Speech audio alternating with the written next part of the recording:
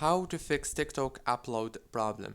Hi guys, so in this short tutorial I'm gonna show you how to fix TikTok upload problem in less than 1 minute. So first thing, open the settings, go to the apps manager, open the apps like this, and then go to TikTok app, click on force stop, and then go to storage, click on clear data, clear cache.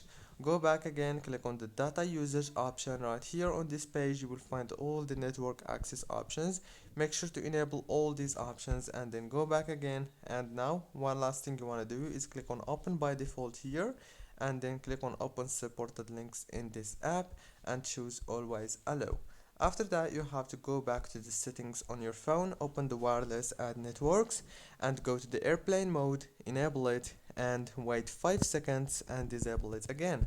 Now that's it guys, you have just to turn off your phone and turn it on again.